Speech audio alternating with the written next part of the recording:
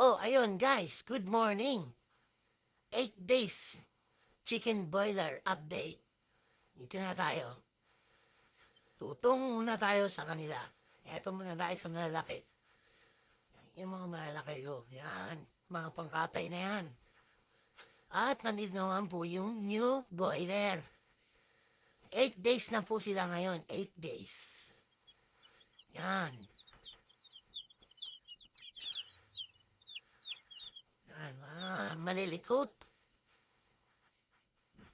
Kakatapos lang po nilang tumira ng gatas galing sa dodo ng tao. Yan.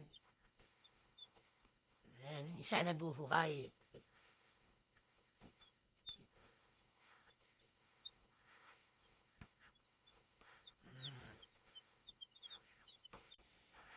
Yan po ang una nating update sa ating mga chicken boiler.